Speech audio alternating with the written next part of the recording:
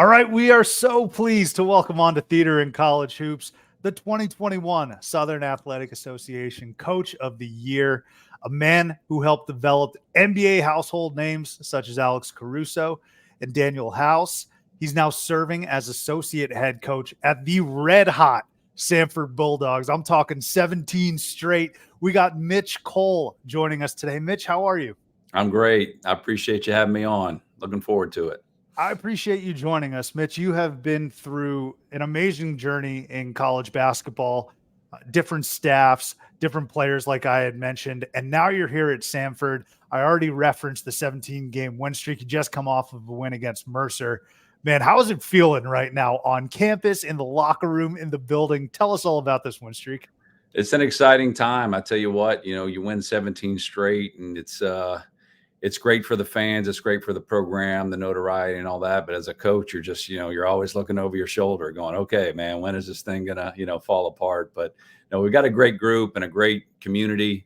They love basketball here. Our support staff, our president, our athletic director, everybody's aligned. Our head coach is unbelievable. So got good players, man. When all that comes together, it's magic. So we're excited. Well, I hope you keep that magic rolling. We will get more into this year's Samford team and the win streak, and I want to pick your brain a little bit about what's contributing to that. But before we do that, Mitch, I think it's very important for our audience to get a better understanding of who you are as a basketball coach and where you come from and your journey. I was doing a bit of research, and it's pretty detailed and it's pretty lengthy, Mitch, this road that you've traveled. No, I think it means you're accomplished. Okay. I think it means you're accomplished. So Mitch, if you can do your best to take us back to the start of how you broke into coaching, the different stops, and how you ended up at Samford, I think that'd be great. Yeah, absolutely. From New Orleans, Louisiana, played in high school and then played in college out in Montana. So took a different route. No real coaching pedigree, just started, finding people that knew the game and trying to latch onto them. My first opportunity after college was at Southeastern Louisiana University, about 50 miles outside of New Orleans.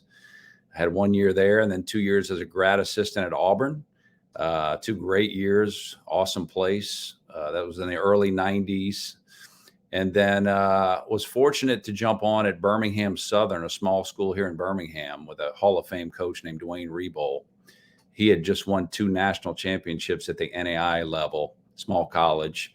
And man, what a winner. Great guy, awesome program builder, and just played a unique style that was fun to coach. I think for the players, fun to play in.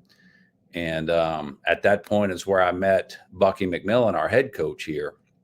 He was a player for us back then. So what year was this again?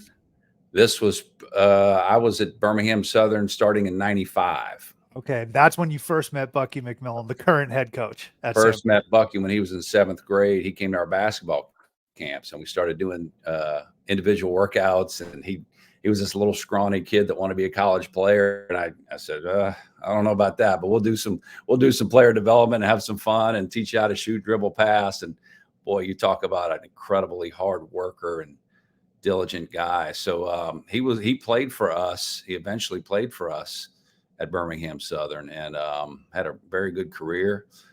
When the school was Division I, he was right in the middle of all that. So we did that for, 11 years. I became the head coach at Birmingham Southern for 5 years. Had an opportunity to go to Texas A&M with Billy Kennedy after that. We had some incredible seasons there as well, with a Sweet 16 appearance. And then took a job at Arkansas Little Rock with a good friend of mine, Wes Flanagan, who's now an assistant coach at Ole Miss, but was at Auburn for years. I actually coached him as well when he was at Auburn as a player. So I've got this ability to coach players and then work for them eventually. So that's kind of how it works for me. Then I was the head coach at a little school called Berry College in the mountains of Rome, Georgia, for 3 years before coming to Samford here for the last 2.5 seasons. So it's been 32 years. It's been great. Basketball's taken me all over the world, and I wouldn't trade it for anything. It's been awesome. That is amazing. That is amazing. So you talk about Billy Kennedy. We'll get to him a little bit later, and then the Flanagan family. So you coached Wes. Is it crazy to see Allen contributing at a high level as well, Wes's son? Oh, it's great to see it, man. We were at Little Rock, and he was a high school kid and skinny and just sort of, getting his game right. But eventually I knew his work ethic, just like his dad, would take over and he'd become an incredible player. So it's a special family. I'll always have a great relationship with them, but it's great to see what he's doing, certainly at Ole Miss. I'll tell you what, also in unpacking your answer, Mitch, it seems like your tentacles have been all around not only the Southeast, but Alabama specifically. You were a GA at Auburn. You were in Hammond. I think that's where Southeast Louisiana Right. is, correct? Right. Right. But also, like, you're at Samford now. It kind of seems like you run the Southeast with an iron fist there, Mitch. We've been here a while. We just haven't lived in Mississippi yet, but we've been everywhere else. So yeah, I've got a daughter at University of Georgia, a son at Auburn, and another son here in high school. So yeah, we're Southeast people, man. We roll like that. But certainly took a detour up to Montana in college, so that was got a taste of the Northwest there. So it was great. Can you tell me a little bit about that culture shock? Because I remember, or just that transition, because I had Ryan Anderson on the podcast a few years ago, assistant coach at Xavier. He went to BC, great player, also played at Arizona, but he went to BC, and I think he's from Southern California. And so I asked him, I was like, hey, man, when you first got to campus, were you okay with all the weather, et cetera? I mean, how does someone from New Orleans make it up to Montana and adjust? Incredible journey. It was just, I'd go anywhere to play college basketball, and I had an opportunity there. Got a scholarship at Montana State Billings, and the conference we played in was Alaska Anchorage, Alaska Fairbanks, Chaminade out of Hawaii, Seattle Pacific, all these schools. So I was, hey, what a great chance to travel, get around, play a high level of college basketball, and so we did it, and it was a good few years. Yeah, we enjoyed it. Talked a little Southeast, talked a little Northwest, but there was a special stop in the Southwest, and that is at Texas A&M. And I want to get your feedback and your thoughts on that Sweet 16 run. Mitch, you know where I got to start, and that is the round of 32 game against Northern Iowa. Of course. Truly one of the greatest games the NCAA tournament has ever seen. I just want you to paint the picture, any stories. I'm going to give you full autonomy here, but let me first start with this. Down 12 with 43 seconds left. You can 44. be honest here. 44 seconds left. Please be honest with me. This is an open space. Did you think it was over? Well, I tell you what, not only did we think it was somewhat over, but our fans, my wife, everybody, I think thought it was over. Admon Gilder's parents, I think, left the building at that point. But literally we were thinking, hey, let's get our walk-ons in. Let's let them experience this for a minute. And all of a sudden we hit a three, and then we get a steal, and then we hit another three, and you start looking up and, hey, okay, maybe. But the clock's ticking. We're still 6 down. Alex Caruso gets a steal, dumps it off.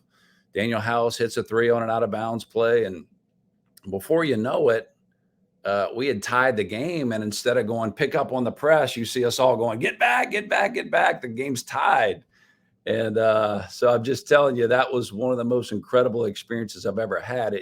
I think people that followed that were coaches, it kind of changed the way they look at, quote, blowouts, because you are never out of that game within reason. But that was probably one of the biggest comebacks ever, I think.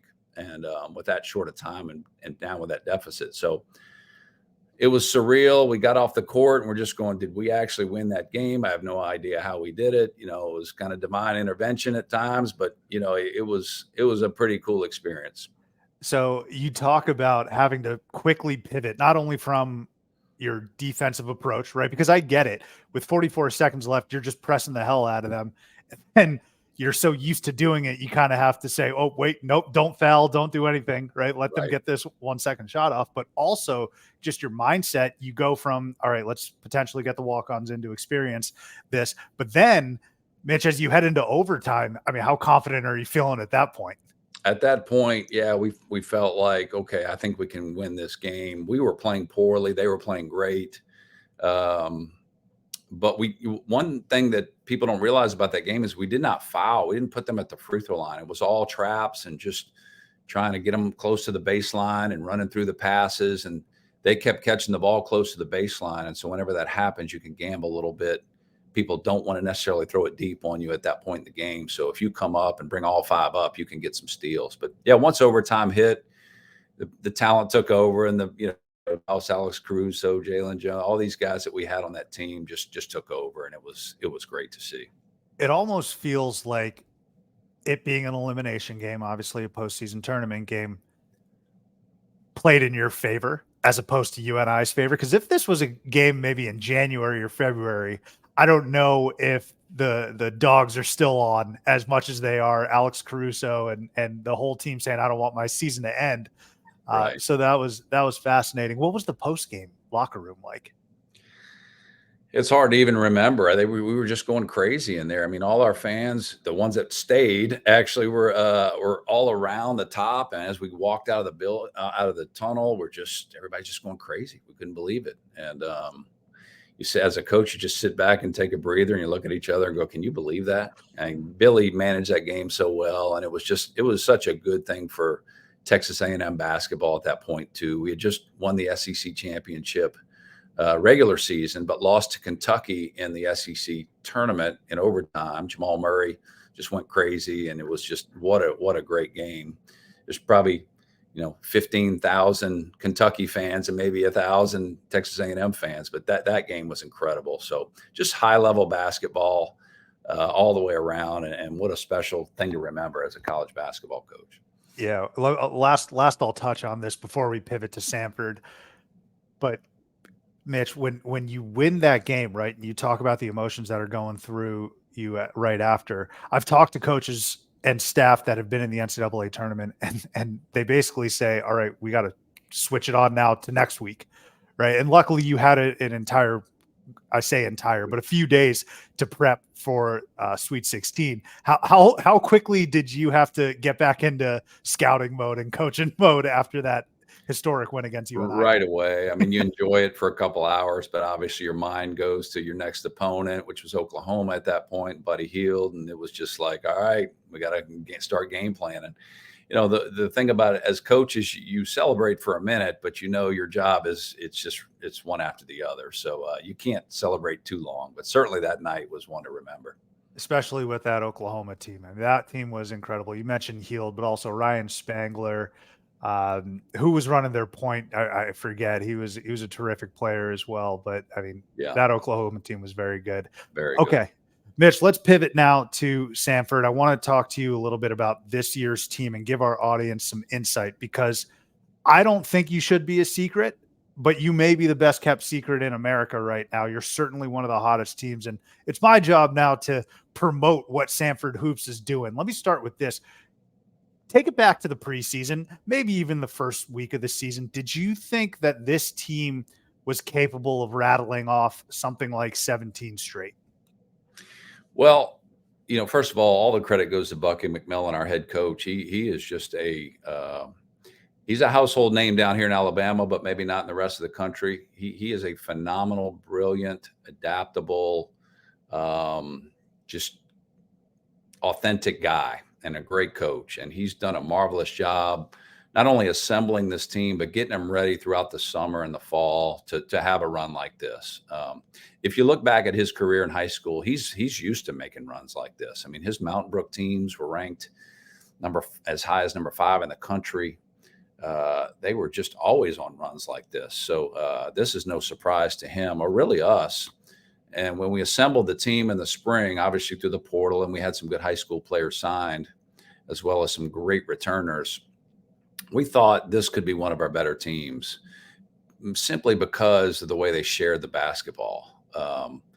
One of our core values is unselfishness. And so, man, if we get a group of talented guys that work hard and are unselfish, we think magic can happen in terms of the way they play the game. We're going to always be in attack mode and always pick up in the full court and be the aggressor. But man, when we can add the unselfish part of that to it, man, these are kind of things we expect, is to go on some runs like this. So that selflessness aspect, was that something that had to be instilled, practiced in the off season, and really ingrained into this team? Or did you see the personnel and you basically said, these guys are selfless as it is. Maybe let's just improve a little bit. Do you see what I'm driving at there, Mitch? Yeah, I mean, there's always a nuance or a balance between you want talented players to do their thing. We want to give them freedom. We want to have them play their game and do what they do. But we got to do it together somehow. We've got to do it where the mindset is it's we. And we always have to be about team first. But that's not without using each other's talents. So that's what I think this group's been able to do, is use their ability and use their strengths, but also do it for the good of the team. And so some nights you'll have a guy play 10 minutes and not score a whole lot. And other nights that same kid may play 20, 22 and go off for 15 points. And so whenever you have that, a group of players that have the collective good in mind, I think you can make runs like this. And obviously you need talent. We got talented players. We got a talented head coach. And when all that comes together, you're going to see 17 game win streaks. So selflessness is critical. What are some other driving factors for this win streak? I mean, I was super impressed, Mitch, with you guys going into Cullowhee and beating Western Carolina, who's having a tremendous year in their own right. But when you look at this specific team and the game in, game out performances, what else are you seeing outside of, just the high level thought or practice of selflessness? Is there anything else like in-game detail that you can point to? Yeah, there's a few things. The biggest thing I think with a streak is, can you learn through winning?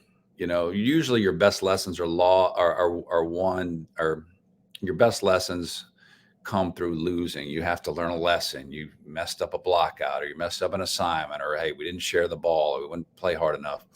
What Bucky's really good at is showing the film and saying, okay, we won the game, but if we play like this, we're not going to beat, a better opponent, or we're not playing at a championship level. So it's a constant critique, but keeping their confidence up during a win streak, right? You don't want to kill them over every detail, but you also have to say, hey guys, this is not going to cut it. This is not championship level. So I think Bucky's done a good job of keeping that balance of, hey, stay confident, you're winning, you're doing a good job, but the process is still there. We still have to execute this, and we still have to, share the ball, be a high assist team, be an attacking team, have a good assist turnover ratio, all those things.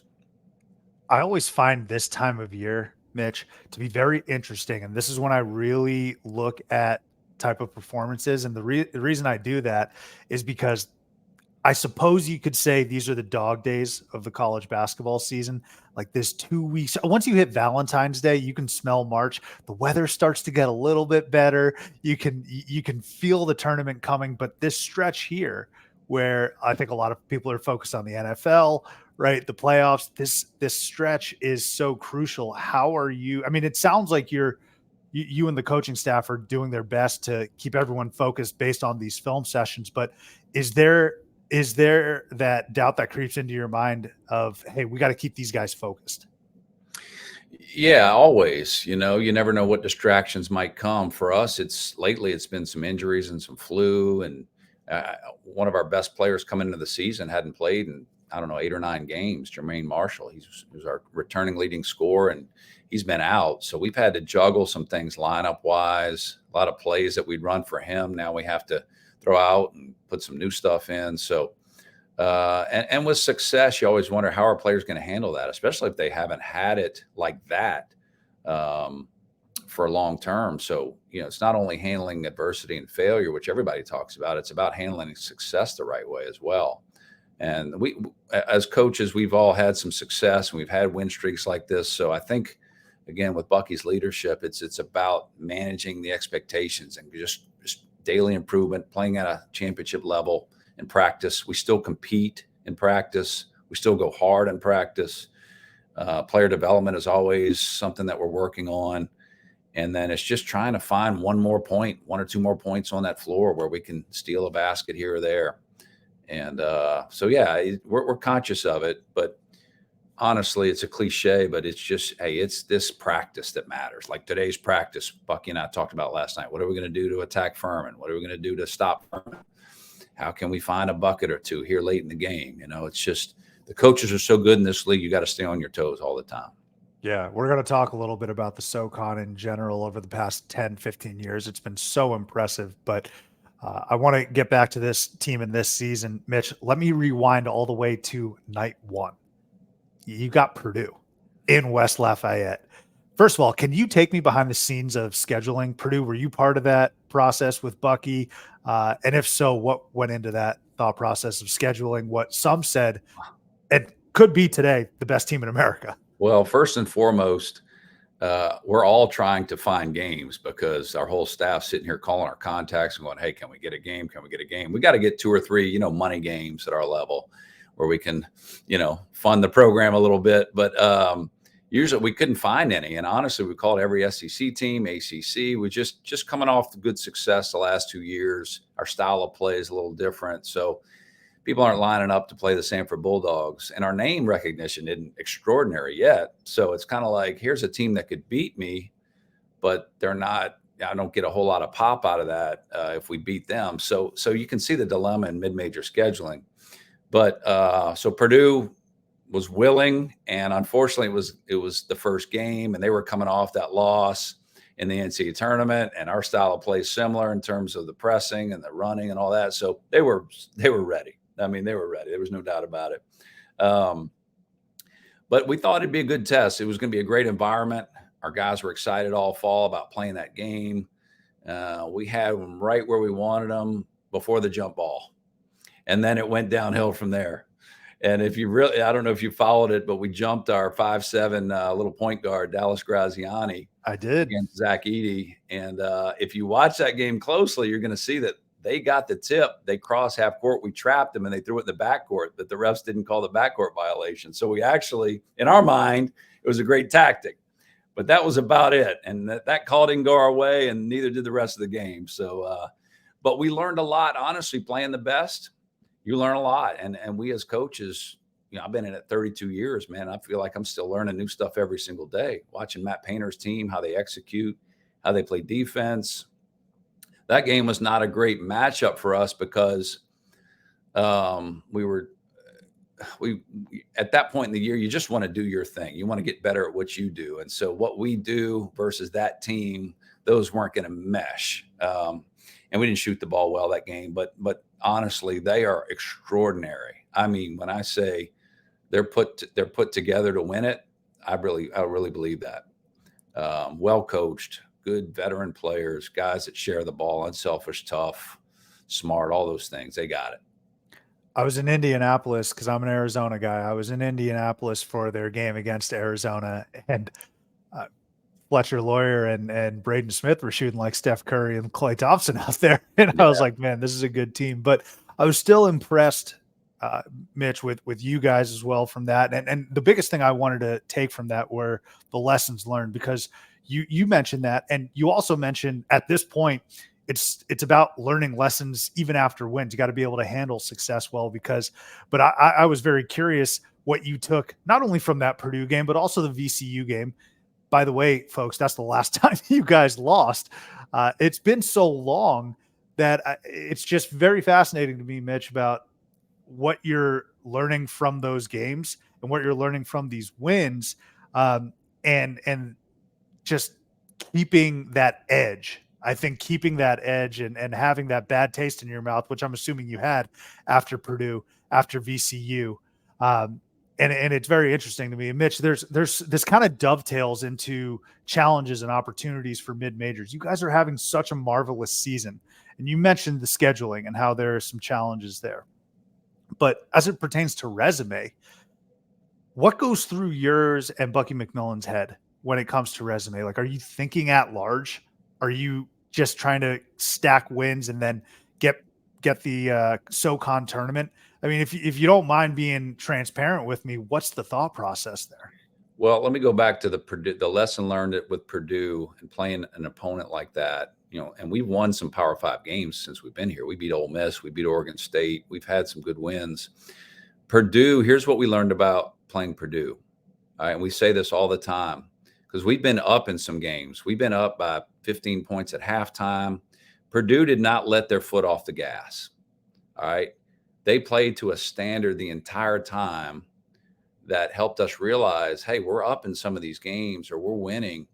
We still have to play at a standard, at a level that's just it's habitual, right? So that's what we learned from them. And then throughout the winning streak, it's really just trying to get ourselves ready for March. So Bucky may say, "Hey, I know we have a game tomorrow, but we're going to strap it on and play for."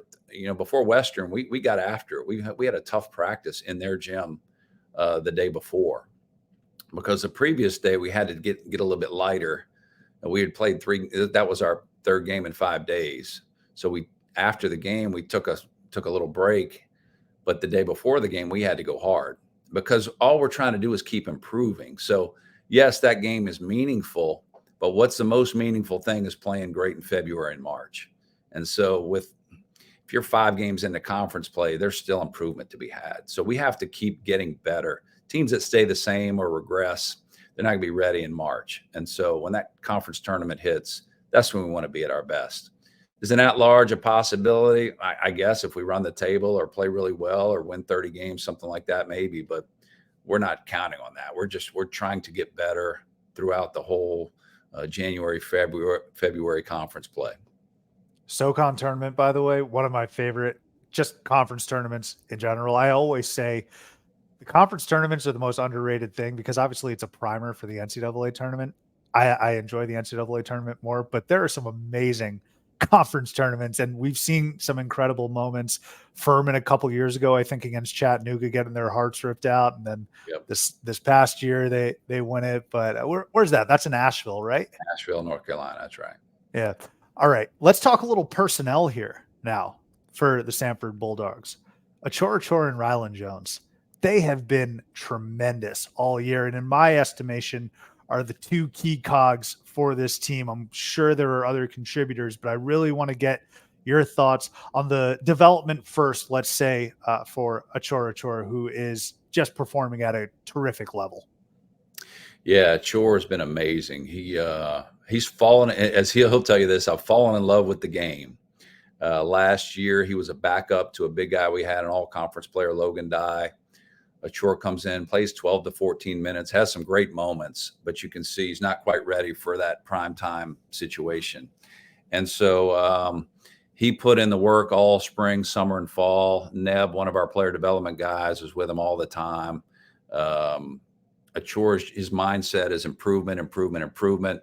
And then he's expanded his game. So now not only when he came to us, he was just sort of a low block player, kind of a rim runner, pick and roll guy, but elite quickness with his feet, getting in and out of pick and rolls, can play on the block, can run to the rim, can play out of pick and roll, can play through the elbows as a passer, can play at the top of the key as a shooter and decision maker. He's great on the back of the press in terms of anticipation. So his mindset and his work ethic and his unselfishness, I think, is what's making him great right now. Extremely coachable, wants to be good, competes every day in practice. So yeah, he deserves it. He's earned every minute of it. Rylan Jones, a veteran in the college basketball space, really.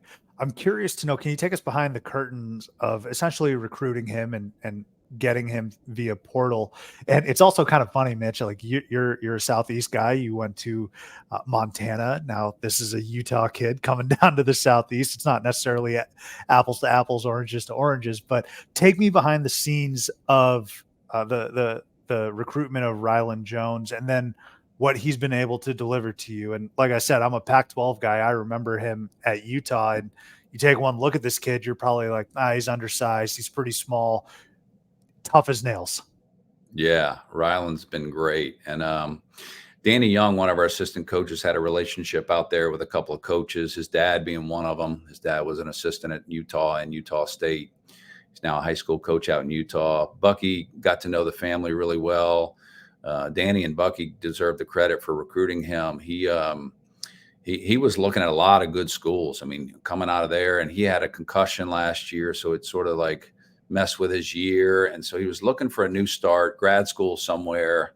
Let me just go somewhere and contribute to a winning program. And I think what he saw in this situation was get out of Utah, find a new start, a fresh start, a style of play that he can flourish in. a coach that believes in him, which Bucky does and did, and let him do his thing. And so, great family. His dad's a coach. He's a high IQ guy with a great skill set. He fits exactly what we're trying to do in terms of the unselfishness part. He can shoot. He can score. He's got a lot of experience. Just a mature kid and a winner. So he's been a big piece of this thing. He and Achor. I kind of think Stockton and Malone a little bit when they play out a pick and roll. They're tough cover because both can score and shoot and pass, and really smart guys. So for me, what I'm able to do, Mitch, is look at their stats and look at the games, and essentially I can see what they do on the court, whether it's watching or just looking at the stat sheet. What I need your help with is, and it can go beyond Achor Achor and Rylan, but are there pieces of team chemistry that you've picked up or you've seen with this team off court, things that cannot be shown in an ESPN box score? Are there things that you've seen that exhibit leadership qualities or team cohesion off the court that might be contributing to this wonderful season you're having?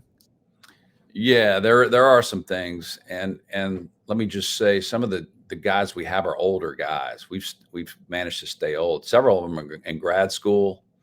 A lot of them have a lot of experience playing, 4th and 5th year guys. They're mature, they're selfless, they work extremely hard, they play fearlessly, just a lot of core values that Bucky has, they embody. And we were looking for that. You've got a Dallas Graziani who played on a D2 national championship team that didn't lose a game last year. Rylan Jones has been a winner his whole life. Achor played on a national caliber team at Chipola Junior College. Jermaine Marshall's been a part of our winning culture here. So we try to get winners. We try to get guys that know what it takes to win, what it looks like, what it feels like. And so you've got good students. We've got several grad students. Chandler Leopard, who's one of our best shooters, was at Auburn as a walk-on, got an engineering degree. He's here playing his 5th year. Nathan Johnson was at UMBC, graduated in 3 years. He's working on his master's degree here in finance. Zach Loveday graduated from Baylor in 3 years. He's working on his graduate degree. So we got mature kids that understand winning, understand togetherness. They really understand the team aspect of this thing. And when Bucky gets guys like that, he's going to flourish because he can take guys like that and mold them into a great unit. It's showing on the court for sure. And that's why I'm happy to have your insight, and your perspective as well, because I'm not as close to these kids as you clearly are. So, Mitch, I want to talk a little bit about the SoCon though in general, and you're contributing to this great run that the SoCon's been having, like I had mentioned earlier in the episode, for the past, let's say, 10 to 15 years. And when we talk SoCon, we're talking Eastern Tennessee State with Steve Forbes. Yeah. We're talking UNCG with Wes Miller. We're talking Chattanooga with Lamont Paris, who, by the way, I've been banging on the Lamont Paris drum this year. I think he's doing a tremendous job with South Carolina. And then Furman from last year beats Virginia. And we had Dan Scott, who's the radio voice for Furman. He had some amazing perspective. And now you guys as well. Samford has been contributing to that. And Mercer, my goodness, Mercer beat Duke. How could we forget that? Right. Mitch, what are a few things that come to mind when you think SoCon, and what do you want the nation to understand about this conference? Well, the cool thing about coaching in the SoCon, number one, the coaches are fantastic. So not only are you competing against really good coaches and good players, but you're learning all the time. You're just, man, I watch a SoCon game and I go, wow, that was really good what they did there. Or watch how they try to attack our press, or how they play us, and go, wow, that's pretty smart. That's good. So the coaching is fantastic. The players in the league, last year it got rated because all these big guys were so good, and a lot of players left to go Power 5. So there's incredible players here. We've got several that can play at different levels, and I've coached at all the levels. So I've seen everything from the SEC to the Sun Belt to mid-major to small college. We got pros on our team. We got guys who are going to play in the pros, last year, Jalen Slauson from Furman, Jake Stevens from Chattanooga. These guys they could play anywhere. So what I think people don't realize is when you watch a SoCon game, not only are you seeing great styles of play and 3-point shooting. I know our league usually leads the country in 3-point attempts and 3-point makes every year. So it's a fun game to watch. There's shots going in all over the place.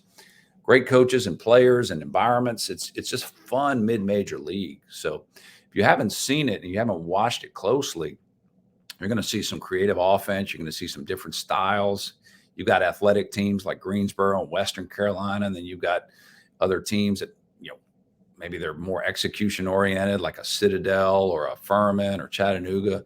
We're trying to be all of it. We're trying to be a blend of, fast pace, athleticism, shooting, sharing the ball, hardcore defensive presence, all those things. So we're trying to grab all the best things of every team and be a blend of all of it. It makes sense. So, and another thing I was looking at, this is pretty not inconsequential, excuse me. But when I look at some of the teams that I mentioned, there's a little bit of a connection between the SoCon and ACC. I talked about Steve Forbes. He's now at Wake. UNCG, Wes Miller, he played at Carolina, right? Furman beat Virginia. I don't know. There's I feel like a detective right now, just piecing the most useless things together. But it's interesting. You could argue we're a little bit of a small version of that because these are good high academic schools in the ACC, same as the SoCon. You got good schools all over the place. So it's you got true student athletes running around here. It's fun. And again, those coaches that you mentioned that have moved on, they're going to do great as long as they can keep getting the players. I mean, in today's day and age, the coaching is one thing, but you got to get dudes, you got to get players. And we've got some. I'm telling you, AJ State McCray for us, fantastic. Jaden Campbell, two older guys. AJ graduated in three and a half years from here. He's working on his master's now. Again, when you get older guys and you get guys that are bought in and been around, you can do some unique things. But it is cool to see some of the different coaches and what they're doing at the different levels. And Bucky is certainly capable of coaching at any level. He was a high school coach for a long time, which is an amazing story. But me having been around coaches in the SEC and the SoCon and the Sun Belt and Division III, wherever it is, he's as good as any of them. I want to focus a little bit on Furman from last year. Did that give you any inspiration for this season coming in? Because folks, I feel like, forget that you won the regular season championship as well, right? Last year. Right. And so you see what Furman's able to do because they punched their AQ ticket. But did that impact, like when you were watching the tournament, which I assume you guys were doing, did that impact you in terms of, hey, we can, if we put together a good season, get in the dance, these things are possible? Did that impact you at all? Absolutely. Yeah. When you're knocking heads with Furman every year and we were a game ahead going into the last game of the season and Furman came in here and won. They shot the ball, played incredibly well. I think they hit 15 threes and they were just on fire. We couldn't do anything with them. We thought, okay, if they can play like that, they're going to make a run. And we thought we would too. We were a little banged up toward the end of the year. We had two of our starters who could barely practice and barely play. But had we been at full speed and been able to get through Chattanooga in that early going, that would have been a great matchup there at the end to see who would go. But they were healthier and they were a little stronger there at the end and made a great run. Beating Virginia like they did, it was awesome. But yeah, it made us realize, hey, we can play with any of these teams if we're healthy and we're clicking and playing at the right way and peaking in February and March. Certainly, we can all make a run like that. Absolutely. And SoCon teams, I think, have been dangerous. People don't want to play them when they come out of this league because they know they've been through the fire. Man, I'm telling you, those teams and names that we talked about, ask Duke, right? Yep. Ask Illinois, that barely scraped by that Chattanooga team from a few years ago. No, they do not want to play you guys. That's right. What I think people forget, Mitch, is when they look at brackets and they make these predictions, I think people forget, like, you're playing, and not just the SoCon, but you're playing champions of this league. You're not getting a team that finished third or fourth in that conference. You are playing the champions of this league. So it ain't a cakewalk. It's not. It's not at all. Everybody, we play each other twice, and then we go through the conference tournament, and we've all had to play guarantee games, and we played against good opponents. A lot of times it's hard to get smaller opponents in the non-league. You're playing good mid-major teams usually, and we played Belmont, who's a perennially, a tournament team. Louisiana. So there's not only is it the league play, but your non-conference teams are tough too. And most of our teams have winning records coming out of the non-conference play, which is pretty rare for mid-major teams. I think all of them had, other than maybe BMI, had winning records going into league play. That's So right. yeah, we all been tested. It's if you can come out of this league with a bid, you're going to make some noise in the tournament. Hey, happy for VMI as well. I wouldn't expect you to say anything on that, but I'm happy for VMI for getting that win. I think Absolutely. the court storm, that was pretty neat. But let's go back to a little geography here, Mitch. So we've established that you're a Southeast guy, and for me at least, the Southeast is football country, with the exception of maybe Kentucky, which is in the SEC, and you can debate on where that lands geographically. But Alabama specifically, I think a lot of folks would say is football country, but I'm over here in the corner trying to set off some flares and let the folks know that Alabama is also a basketball state. You see what Auburn's been doing. They've been to a Final Four. Nate Oates had a team last year at Bama that was a number one overall, or not overall, but a number one seed. You guys are playing incredibly well on and one of the hottest teams in the country. Mitch, can you just speak a little bit to the success that the state of Alabama is having and how you're contributing to it in what I think many would consider a football state? Well, don't get it twisted. We're a basketball state that happens to play football down here. But no, you're right. Alabama, Auburn, Samford, UAB. UAB was in the NIT finals last year. Great call. Troy, I think, won 20 games last year. So you've got some very, very good coaches in a state that doesn't produce more than maybe 8 or 10 Division I players every year. So you got to go grab them from different places. You obviously want some Alabama kids, but yeah, you can't minimize the impact that Bruce Pearl, Nate Oates have had on the state in terms of basketball. I mean, when those games, it's electric, and the style of play. All of us play fast.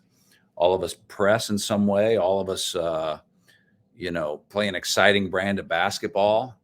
We're a little biased. We think ours is the most exciting. I mean, we're number 2 in the nation in scoring right now, right behind Kentucky. We're number 1 last week. High assists. I don't know what it is. It's just you got good coaches coaching good players, and people love basketball this time of year. Of course, once football's over, they really get into it.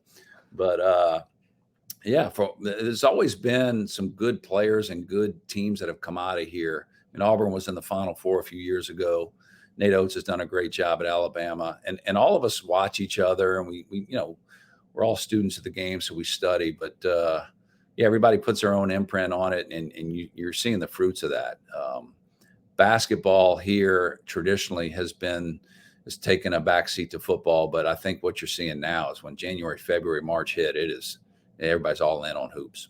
The names are so interesting and fun to watch, and that's why I'm glad and I'm very thankful that you're on this platform, because we talked about Achor Achor and Rylan Jones, and there are plenty of other names that I'm sure we will be getting familiar with. But like I said, you look at a team like Auburn, you got the head honcho and Bruce Pearl, and then UAB Jelly Walker, who's fun, and then Alabama had some incredible talent as well. The talent, the names, the coaches, it's fun. And I appreciate a fun brand of basketball. I'm sure coaches that don't necessarily play your style but still get results don't care about what I think. But thank you, Mitch, for playing an appeasing brand.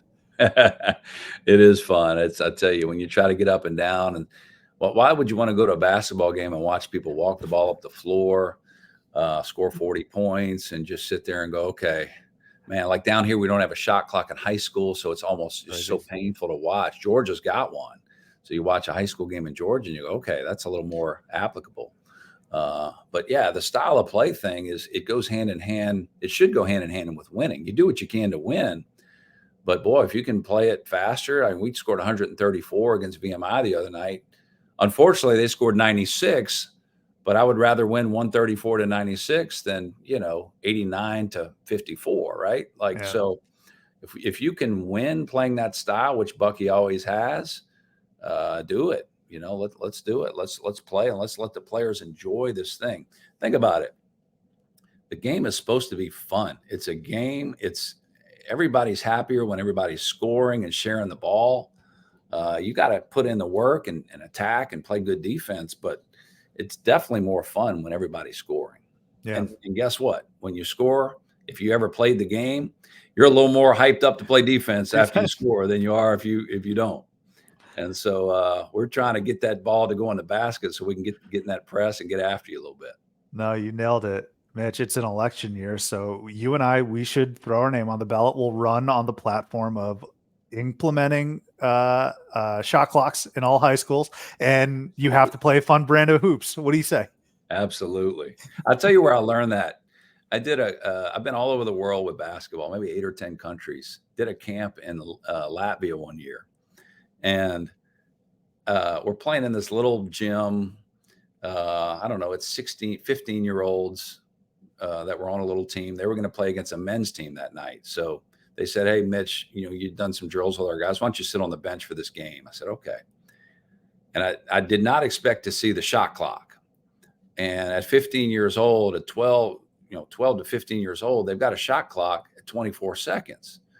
So the players have to come down and make really fast decisions, run right into offense. There's no set it up. It's just you're running right into it. And you're making quick decisions on the fly. And so it got me thinking, that's the way the game should be played at an early age. Come down, quick pick and roll, quick decision, get a piece of the paint, whip it out to somebody else.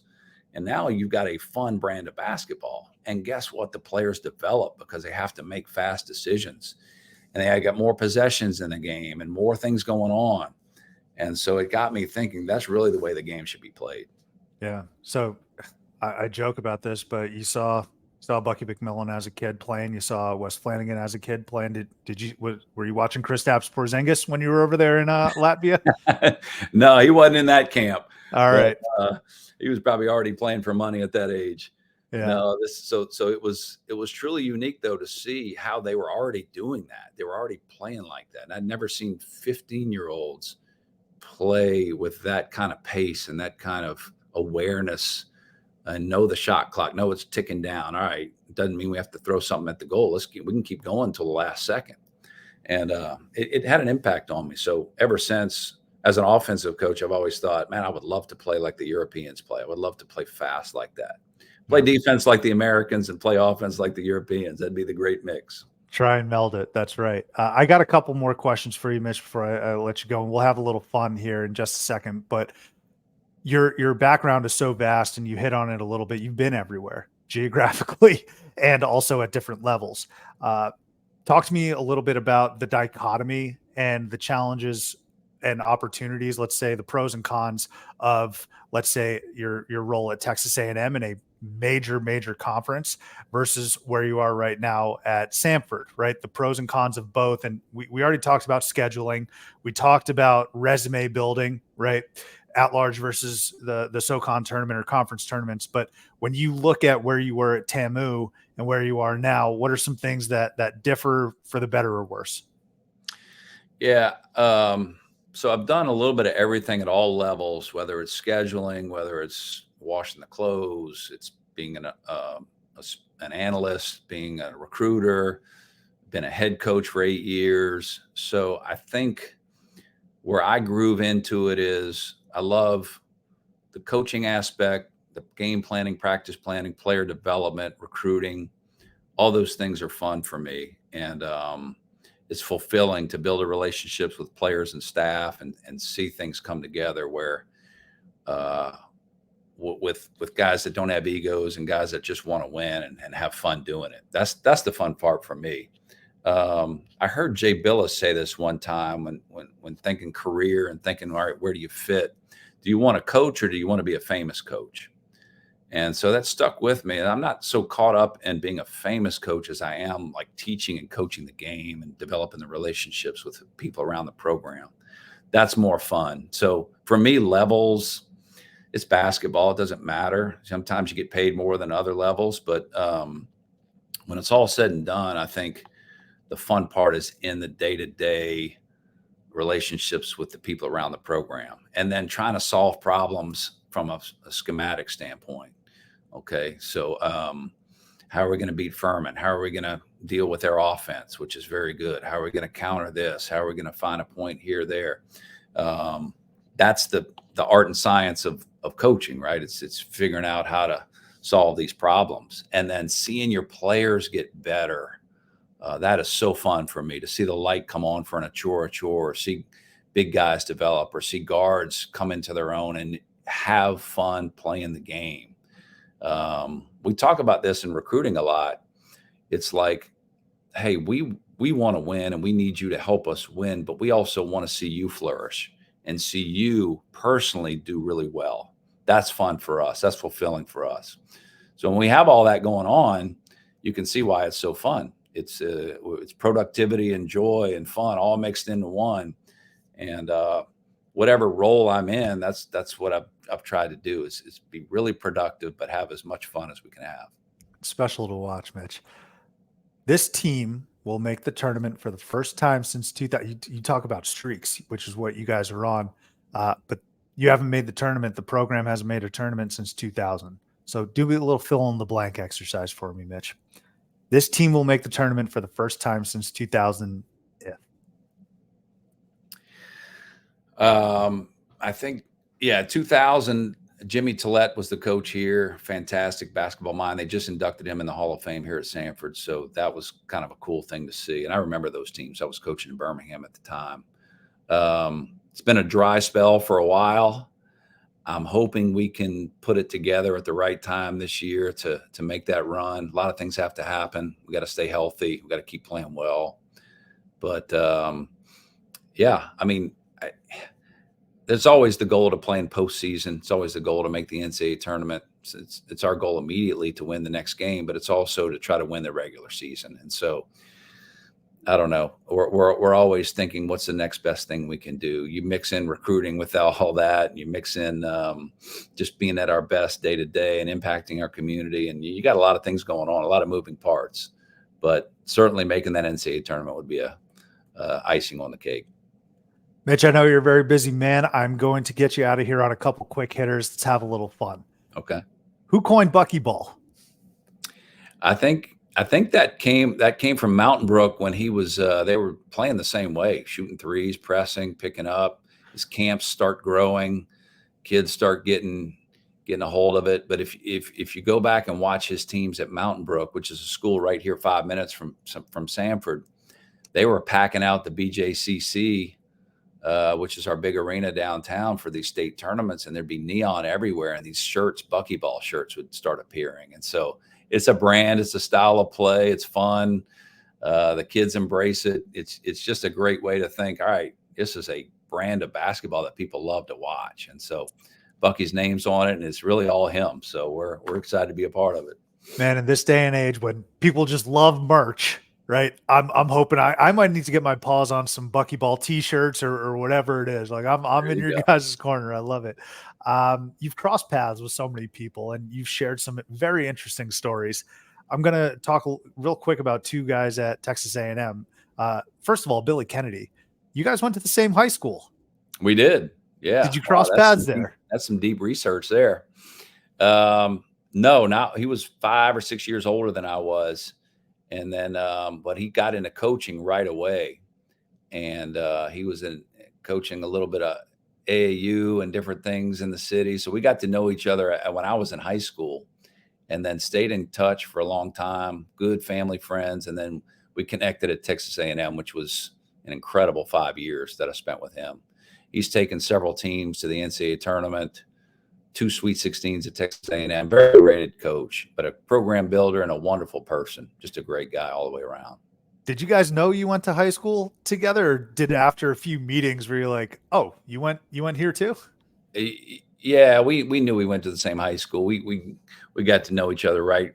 I was a senior in high school and he was kind of getting into coaching. So we started developing a relationship at that point. Another staff member that was there at Texas A&M alongside you was Amir Abdur-Rahim. Yeah. And he is doing tremendous work. Last year, resurrecting, if I can be brutally honest, a terrible Kennesaw State program to Right. the NCAA tournament and almost beating Xavier, which is insane. And now he's doing yeoman's work at South Florida, who just beat Memphis. Incredible comeback. Talk a little bit about Amir Abdur-Rahim, your relationship with him, and how much pride you have Yeah. for him. It is great to see Amir do what he's doing. We played them my second year here, and we won a close game, but I sent out a tweet or said something like, "Hey, get ready. Amir's about to turn this thing around at Kennesaw." And I knew he would. He's an everyday guy. Even amidst some horrible losing streaks when he first got the job, he was just every day grinding every day. I talked to him, and I just knew he would turn it at some point. If you get the right players and the right mix, he was going to do it. He was a big part of our success at A&M. He had been with Billy Kennedy at different stops. And so I would say this about Amir and Billy: they're meticulous in terms of they're not going to panic when things don't go right. It's just a grind, a daily improvement. And so what you're seeing there is just Amir doing his thing, and a little earlier success probably than anybody thought there at South Florida, because that program wasn't in great shape when he took it. But a couple good players came over with him. He's got a good staff. He does a great job. He's a family guy. He's a grinder, and so he deserves every ounce of success he's having. Yeah, those are some great words. So when I saw that, I said, "Dang, this A&M coaching staff is pretty stacked. These guys are doing some great work, including yourself." Yeah, well, Kyle Keller was on that staff. He's now at Stephen F. Austin doing a great job. Rick Stansberry was on that staff. So we had some good coaches there, and really Billy was the architect of all of it. He was awesome. Glenn Cyprian is a longtime coaching the Final Four at Oklahoma State. Yeah, I was around some great guys that I learned a lot from.